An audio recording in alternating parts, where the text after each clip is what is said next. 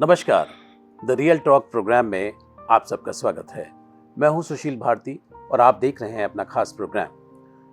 जी हाँ, एक बार फिर हमारे स्टूडियो में मौजूद हैं पूनम कालरा जी, जो कि बहुत ही शानदार मोटिवेशनल स्पीकर हैं, ऑथर हैं। आज जिस विषय पर हम चर्चा करने जा रहे हैं वो बहुत ही संवेदनशील विषय है और उस विषय का नाम है एक्स्ट्रा मैरिटल अफेयर्स। तो स्वागत करते हैं पूनम जी का। पूनम जी, आपका बहुत बहुत स्वागत है हमारे स्टूडियो में। पूनम जी, आज का जो समय है इसमें देखा ये जा रहा है कि बहुत तादाद में एक्स्ट्रा मैरिटल अफेयर्स हमारी सोसाइटी में बढ़ रहे हैं। आपको क्या कारण लगता है?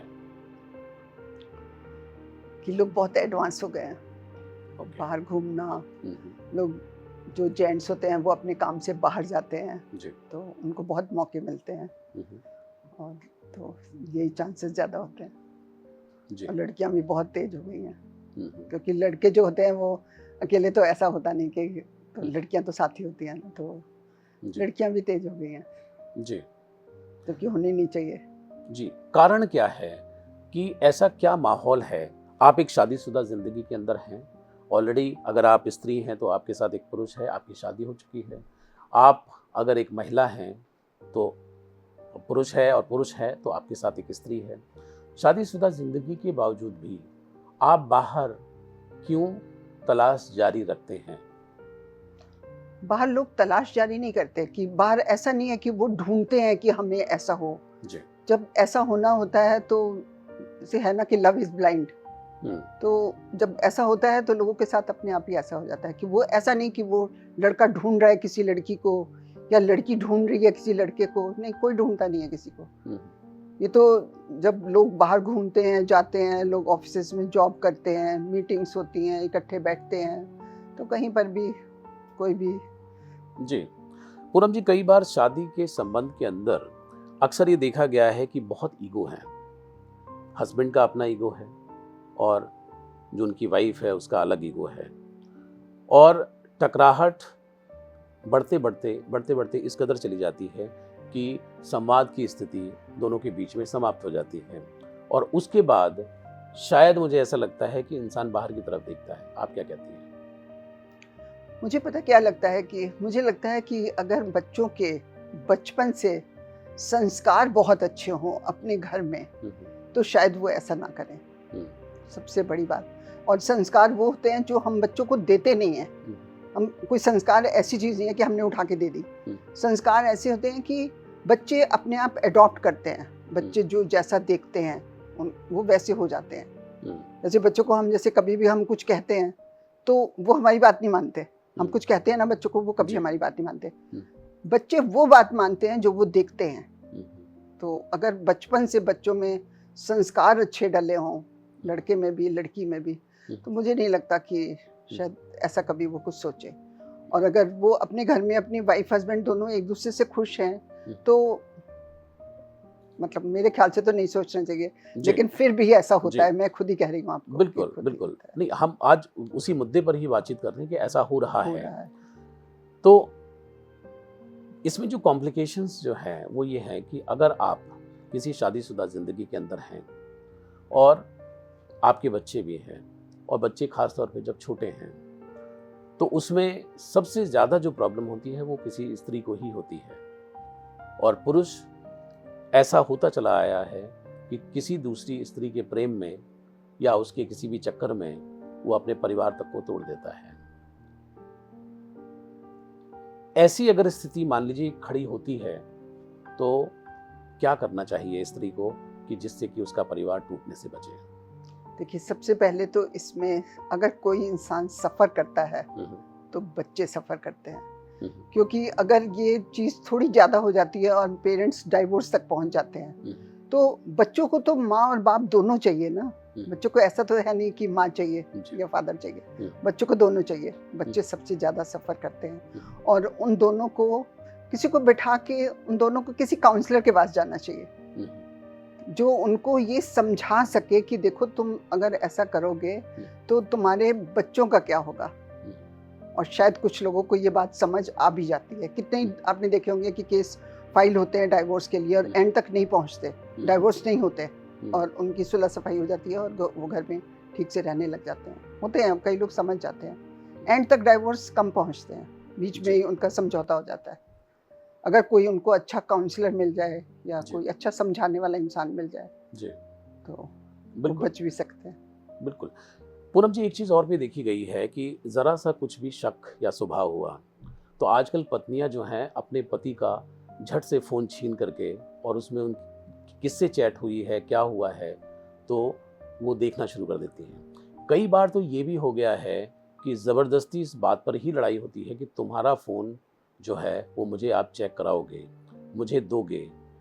कई बार ये भी देखा गया है कि जब पति सो जाता है तो पत्नियां उनके फ़ोन को चेक करती हैं। आपको क्या लगता है कि ये सब क्या है? देखो, ये सब कुछ तो ना वाइफ को करना चाहिए ना हस्बैंड को करना चाहिए। देखिए, वाइफ सोचे कि मेरा हस्बैंड सुबह जाता है और शाम को घर आता है, वो सारा दिन क्या करता है आपको नहीं पता। अगर वाइफ ये सोचती रहेगी तो वो तो दिन दहाड़े पागल हो जाएगी। और हस्बैंड सोचे कि मैं सुबह का घर से आया हूँ, मेरी वाइफ सुबह से लेकर शाम तक बाहर मार्केट भी गई, किटियों में भी गई, इधर गई उधर गई, सब मुझे क्या पता कहाँ जा रही है कहाँ नहीं जा रही, वो भी ये सोचता रहे तो वो भी पागल हो जाएगा। तो सबसे पहले तो दोनों को एक दूसरे पर विश्वास करना बहुत ही जरूरी है। कभी किसी का फोन चेक करने के लिए कभी दिमाग में भी नहीं आना चाहिए आपके, कभी नहीं आना चाहिए। बिल्कुल। एक्स्ट्रा मैरिटल अफेयर की अगर हम बात करें तो इसमें एक पत्नी है, एक पति है और एक वो है जो कि फिल्मों में भी कई बार दिखाया गया है। वो जो है वो भी अपनी जिंदगी को कहीं ना कहीं स्टेक पर रखती है। उसकी तरफ से आप क्या कहना चाहेंगे कि उसकी किस तरह की काउंसलिंग होनी चाहिए? उसको क्या दिखाई नहीं देता है कि ये जो घर है ये टूट सकता है, इसमें एक नहीं दो नहीं कई जिंदगियां बर्बाद हो सकती हैं, बट बावजूद इसके वो निरंतर उस काम को जारी रखती है। पता है कई बार क्या होता है कि मैंने पिक्चर में भी देखा है और वैसे भी देखा, शायद आपने भी देखा होगा, कि हस्बैंड जो होता है ना, जो वो होती है उसके सामने वो अपनी वाइफ को ऐसा प्रेजेंट करता है कि मेरी वाइफ बीमार रहती है, ये है वो है, मेरी तो जिंदगी खत्म हो गई, मैं तो ये कर लूंगा, मैं तो वो कर लूंगा, और उस वो के मन में वो अट्रैक्शन डालता है अपने लिए और उसको मालूम नहीं पैदा करता है। जब आप किसी के सामने रोगे गिड़गिड़ाओगे कि मैं इतना दुखी हूँ, मेरी तो बीवी बिल्कुल ऐसी है, कुछ है, तो वो भी शायद लड़की पत्थर तो होगी नहीं। तो कई बार ऐसा भी होता है, वो झूठ बोलता है और ऐसी पिक्चर्स भी आई हैं और रियल लाइफ में भी मैंने देखा है। जी, तो कहीं ना कहीं सहानुभूति जुटाने के लिए उसके मन में प्रेम के कुछ बिंदु पैदा करता है और उसके बाद फिर तीनों में त्रिशंकु में झेलता रहता है। और फिर जब उस लड़की को बाद में पता चलता है, जब वो उसकी वाइफ को कभी मिलती है अचानक, और जब उसको वो पता चलता है तो वो उस लड़के को बिल्कुल छोड़ देती है।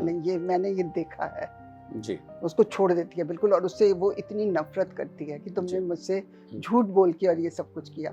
शायद मेरे ख्याल से पिक्चर थी पति पत्नी और वो संजीव का, उसमें भी शायद यही था। बिल्कुल, हाँ, यही दिखाया था। पूनम जी, अब दूसरी तरफ आ जाते हैं। बहुत सारी लड़कियां आज के समय में ये जानती हैं कि ये जो लड़का है ये शादीशुदा है, इसका एक बच्चा भी है या 2 बच्चे हैं, इसका एक भरा पूरा परिवार है, लेकिन बावजूद इसके वो अपना प्रयास जारी रखते हैं और एक ना एक दिन उसमें सफलता भी मिल जाती है, और उसके पीछे का जो इंटेंशन होता है वो कहीं ना कहीं पैसा। ये भी सच है जी, पैसे के पीछे भी भागती हैं लड़कियां। जी, तो मैं यहाँ पर आपसे ये सवाल ये पूछना चाहता हूँ कि जो पुरुष है उसको अपने वर्क प्लेस पे या समाज में, पब्लिक गैदरिंग में या कहीं भी ऐसी महिलाओं से किस तरह से सावधान रहना चाहिए? तो पुरुष तो किस तरह से सावधान रह सकता है? पुरुष तो बड़ा ही मुश्किल है पुरुष को सावधान रहना। रियल नहीं है, पुरुष को सावधान रहना बहुत मुश्किल है क्योंकि उसको समझ ही नहीं आता। जी, उसको समझ ही नहीं आता। घर बर्बाद होते हैं, घर बर्बाद होते हैं। आपके हिसाब से पुरुष भोला है? नहीं, भोला नहीं है, भोला तो बिल्कुल नहीं है। भोला तो बिल्कुल नहीं है, लेकिन ये सब कुछ ऐसा है कि आप सोचो कि दुनिया में ये सब रुक जाए। मैं रियलिटी में आपको बता रही हूँ, ये सब कुछ कभी नहीं रुकेगा। दुनिया ऐसे ही चलती रहेगी, ये सब कुछ ऐसे ही चलता रहेगा। मैं सोचो कि मैं कहूँ कि नहीं नहीं, मतलब वो मान जाएगा, वो मान जाएगी, ऐसा कुछ नहीं होगा, कुछ जी। ये सब कुछ ऐसा ही चलता रहेगा। कम हो सकता है, कम हो सकता है, बहुत सारे काउंसलर पैदा हो जाए, लोगों को समझाने लग जाए, और तो हो सकता है कि थोड़ा कम हो जाए, जी। लेकिन मुझे नहीं लगता कि कम बिल्कुल। होगा। पूनम जी, पुरुष के मन की जो बात है, वो उसकी एक कल्पना जो है, सुखद कल्पना है कि एक नहीं, दो नहीं, उसकी 3-4 बीवियां हों। ये हर पुरुष की कल्पना का एक बहुत बड़ा हिस्सा है। और इसके लिए कहीं न कहीं कुछ धर्म भी ऐसे हैं, जिनका मैं नाम नहीं लेना चाहता, वहाँ पे इस तरह की भी सहूलियत है। तो उनके मन में भी एक तरीके का रश्क पैदा होता है। आप क्या कहना चाहती हैं कि ये जो स्थितियाँ हैं या ये जो मन की बात है, इसमें लगाम लगाने की आवश्यकता है, या इसमें थोड़ी-सी सोच-विचार करने की आवश्यकता है और शांति से कुछ जो कार्य हैं उनको करने की आवश्यकता है? मैं आपको सच बताऊं, मैंने तो किसी को ऐसा देखा ही नहीं कि जिसको मैंने देखा हो कि उसका हो कि मेरी एक बीवी हो, 2 हो, 3 हो। मेरी नज़र में तो मेरे को तो कोई ऐसा दिखा ही नहीं कभी, पता नहीं। जी। मुझे नहीं दिखा ऐसा कभी कोई कि आदमी ये चाह रहा हो कि मेरी 3-3 बीवियाँ और 4-4 बीवियाँ। और बाकी आप सोचो कि जैसे आप कह रहे हो कि एक मैरिड है और लड़की अनमैरिड है और शादियाँ हो रही हैं। आप फिल्म इंडस्ट्री में देखो, जी। कितनी बड़ी-बड़ी हीरोइनें, हुँ। इतना पैसा उनके पास, हुँ। वो हाई लेवल पे उनको सब कुछ मिला हुआ है, लेकिन वो फिर भी मैरिड इंसान के पास गई हैं। उसका डाइवोर्स हुआ है और शादी हुई है। जी। बहुत सारी हीरोइनें हैं, जी। बहुत, जितनी अच्छी-अच्छी हीरोइनें हैं, सब ने मैरिड आदमियों से शादी की है। तो जी। आप कहाँ रोक सकते हैं? नहीं जी। रोक सकते। आपको लगता है कि जो फ़िल्म इंडस्ट्री है, उसने कहीं न कहीं ट्रेंड भी सेट किया है और उसको जस्टिफ़ाई किया है? बिल्कुल, लोग देखते ही हैं, पिक्चर्स देखते हैं, लोग कहते हैं ना कि वो हमारा फ़ेवरेट है, वो हमारा फ़ेवरेट है, देखते हैं। जब उसने ये कर लिया तो फिर क्या बुराई है? फ़िल्म इंडस्ट्री में तो आप देखो ना, जितनी हीरोइनें, अच्छी-अच्छी हीरोइनें हैं, हुँ। सबकी शादियाँ मैरिड लोगों से हुई हुई हैं। वो क्यों करती हैं पता नहीं मुझे, क्योंकि पैसा तो उनके पास भी बहुत है। हुँ। नाम मैं भी नहीं लूँगी, नाम सबको ही पता है, जी। नाम सबको पता है। बिल्कुल। ये सब कुछ ना, मैं आपको सच बताऊँ सुशील जी, कि ये सब कुछ ना रोकना बहुत मुश्किल है। जी। पूनम जी, एक चीज़ और भी कही जाती है फ़िल्म इंडस्ट्री की भी अगर बात करें कि 40 साल के हो गए, 45 साल के हो गए, तो उन्होंने कहा कि भई एक शब्द है कि भई हम लिबरेटेड हो गए। अब हम बंध के नहीं रहेंगे, liberation. You seek your own way, और मैं अपना रास्ता मैं अलग से मैं तलाशता हूँ। तो आपको लगता है कि बहुत सारे जो लोग हैं, जो इस तरह के संबंधों के अंदर फँसे हुए हैं, उनको भी कहीं न कहीं लिबरेट हो जाना चाहिए? पता नहीं, फ़िल्म इंडस्ट्री के बारे में तो कुछ भी कहना ना बहुत मुश्किल है, जी। क्योंकि सब बहुत तरह-तरह के लोग हैं, और हुँ। कितने ही लोग हैं कि 50-50 साल की शादी नहीं करते। कितने लोग की शादियाँ हुई हुई हैं और वो दूसरी शादियाँ कर लेते हैं। उनका कोई दीन ईमान कुछ, मतलब हुँ। ऐसा वो कुछ सोचते ही नहीं हैं। हुँ। उनका जो मन करता है वो करते हैं, उनको रोकने वाला कोई नहीं। हुँ। और जब लोग उनको देखते हैं, जब पब्लिक उनको देखती है, तो हुँ। उनको भी लगता है कि अगर वो लोग ऐसा कर सकते हैं तो हम भी कर सकते हैं। जी। आप पूनम जी क्या कहना चाहेंगी विशेष तौर पे पुरुषों से कि अगर कोई भी महिला आपकी तरफ आती है, आपका परिवार है, आपके बच्चे हैं, तो आपको क्यों नहीं एक्स्ट्रा मैरिटल अफेयर्स में जाना चाहिए?